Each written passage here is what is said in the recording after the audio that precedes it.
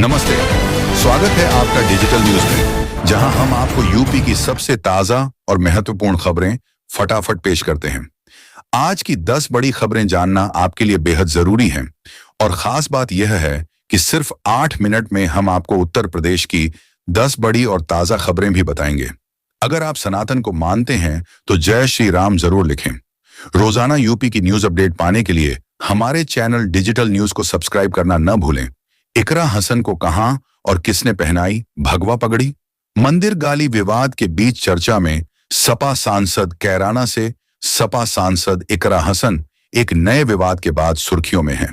हाल ही में social media पर उनकी एक तस्वीर तेजी से वायरल हुई, जिसमें उन्हें भगवा पगड़ी पहने देखा गया। यह फोटो रिपोर्टेडली हरिद्वार के एक आश्रम में ली गई बताई जा रही है, जहां उनके स्वागत में स्थानीय संतों ने उन्हें यह पगड़ी पहनाई थी। यह विवाद तब उभरा जब इकरा ने आरोप लगाया कि कुछ लोग उन्हें आतंकवादी और मुल्ली कहकर अपमानित कर रहे हैं। इस पर पूर्व बीजेपी सांसद प्रदीप चौधरी ने प्रतिक्रिया देते हुए कहा कि इकरा को थोड़ा होमवर्क कर लेना चाहिए। मामला अब राजनीतिक रंग ले चुका है। जौनपुर में करोड़ों की संपत्ति के लिए 8 महीने की बच्ची से फर्जी निकाह की साजिश का खुलासा जौनपुर में चौंकाने वाला मामला सामने आया है, जहां करोड़ों की संपत्ति हड़पने के इरादे से एक 8 महीने की मासूम बच्ची के नाम पर फर्जी निकाह की तैयारी की गई। पुलिस को मिले दस्तावेजों में नकली निकाहनामा, जन्म प्रमाण पत्र और अन्य पहचान पत्र शामिल थे। प्रारंभिक जांच में पता चला है कि यह साजिश परिवार के कुछ सदस्यों और स्थानीय दलालों की मिलीभगत से रची गई थी। मामले के उजागर होते ही प्रशासन ने त्वरित जांच और विवादित कागजात की सत्यता जांचने के निर्देश दिए हैं। कई लोगों से पूछताछ जारी है और कानूनी कार्रवाई की तैयारी चल रही है। प्रयागराज से सनसनीखेज घटना। युवक का प्राइवेट पार्ट काटकर हमलावर फरार। प्रयागराज में एक दर्दनाक और चौंकाने वाली घटना सामने आई है। जानकारी के अनुसार शहर के एक इलाके में गहरी नींद में सो रहे युवक पर किसी अज्ञात व्यक्ति ने हमला कर उसका प्राइवेट पार्ट काट दिया और मौके से फरार हो गया। हमले के बाद युवक दर्द से कराहता हुआ बेहोश हो गया। परिजनों ने उसे गंभीर हालत में अस्पताल में भर्ती कराया, जहां उसका इलाज चल रहा है। घटना की सूचना मिलते ही पुलिस मौके पर पहुंची और जांच शुरू कर दी। फिलहाल हमलावर की पहचान नहीं हो सकी है। पुलिस विभिन्न कोणों से मामले की जांच कर रही है। मोहिबुल्लाह नदवी की चौथी पत्नी ने खोले राज। 5 शादियों का दावा। All India Muslim personal law board के सदस्य और धर्मगुरु मोहिबुल्लाह नदवी पर उनकी चौथी पत्नी रुमाना ने चौंकाने वाला आरोप लगाया है। रुमाना का दावा है कि नदवी ने उनसे छुपाकर कुल 5 शादियां की हैं। उन्होंने कहा कि नदवी ने पहली पत्नी से तलाक नहीं दिया, जबकि दूसरी, तीसरी और 5वीं शादी भी गुपचुप तरीके से की।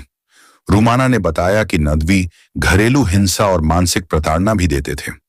उन्होंने मामले की शिकायत महिला थाने में की है और न्याय की मांग की है। इस विवाद के बाद नदवी ने आरोपों को झूठा बताया और इसे साजिश करार दिया है। कांग्रेस और सपा अब भी फूट डालो और राज करो की नीति पर चल रही है। योगी उत्तर प्रदेश के मुख्यमंत्री योगी आदित्यनाथ ने कांग्रेस और समाजवादी पार्टी सपा पर कड़ा हमला करते हुए कहा कि ये दोनों दल अब भी फूट डालो और राज करो की पुरानी राजनीति कर रहे हैं। उन्होंने कहा कि विपक्ष केवल राजनीति करने और जनता को भ्रमित करने में लगा है, जबकि उनकी सरकार विकास, सुरक्षा और सुशासन पर ध्यान केंद्रित कर रही है। मुख्यमंत्री ने जोर देकर कहा कि प्रदेश की जनता अब ऐसी राजनीति को पहचान चुकी है और आगामी चुनावों में विकास और स्थिर सरकार को महत्व देगी। सहारनपुर में सड़क पर युवक की पीट पीटकर हत्या। ग्रामीणों ने किया सड़क जाम। यूपी के सहारनपुर में हामिद अली नामक युवक को बीच सड़क पीट पीट कर मार डाला गया। यह घटना रायबरेली में दलित युवक हरिओम की पीट पीटकर हत्या के मामले के कुछ ही समय बाद सामने आई है, जिससे लोगों में भारी आक्रोश फैल गया। परिजन और ग्रामीण तत्काल सड़क पर उतर आए और जमकर विरोध किया। उन्होंने सड़क जाम कर प्रदर्शन किया, जिससे यातायात ठप हो गया। देर रात तक हंगामा जारी रहा। पुलिस ने मौके पर पहुंचकर स्थिति को नियंत्रण में करने का प्रयास किया, लेकिन तनावपूर्ण माहौल बरकरार रहा। अयोध्या में 2100 अर्चकों की टोली से होगी भव्य आरती नया रिकॉर्ड बनाने की तैयारी। अयोध्या में दीपोत्सव की पूर्व संध्या पर मां सरयू की आरती के लिए 2100 अर्चकों की टोली तैयार की गई है, जो एक साथ आरती कर नया रिकॉर्ड बनाने जा रही है। शुक्रवार को आयोजित पूर्वाभ्यास में अर्चकों को प्लेटफॉर्म पर कतारबद्ध कर तालमेल और एकरूपता बनाए रखने का अभ्यास कराया गया। इस दौरान अर्चकों ने मंत्रोच्चारण और दीप जलाने की प्रक्रिया का अभ्यास किया। अयोध्या प्रशासन और धर्माचार्यों की देखरेख में यह अभ्यास हुआ ताकि मुख्य कार्यक्रम में कोई विघ्न न आए। यह आयोजन अयोध्या के धार्मिक और सांस्कृतिक महत्व को दर्शाता है और दीपोत्सव की भव्यता को और बढ़ाता है। दिल्ली मेरठ में सगाई विवादित, सोशल मीडिया पर छाई खबर। दिल्ली के किसान आंदोलन में सक्रिय कांग्रेस नेत्री पूनम पंडित और मेरठ के सपा नेता दीपक गिरी की हाल ही में सगाई संपन्न हुई। यह समारोह परिवारों की मौजूदगी में हुआ, लेकिन बीच में एक महिला द्वारा हंगामा किए जाने से कार्यक्रम विवादित बन गया। इस घटना के कारण सगाई का वीडियो और फोटो सोशल मीडिया पर तेजी से वायरल हो रहे हैं। लोग इस घटना पर अपनी प्रतिक्रियाएं दे रहे हैं और इसे राजनीतिक रंग भी दे रहे हैं। अभी तक किसी भी पक्ष ने आधिकारिक बयान नहीं दिया है। यह मामला अब सोशल मीडिया पर खूब सुर्खियां बटोर रहा है। यूपी बिजली मंत्री का बड़ा फैसला, स्मार्ट मीटर के लिए नहीं लगेगी एक मुश्त राशि। उत्तर प्रदेश में नए बिजली ग्राहकों के लिए बड़ी राहत मिली है। बिजली मंत्री AK शर्मा ने स्मार्ट प्रीपेड मीटर को लेकर हुई नाराजगी को देखते हुए फैसला बदल दिया है।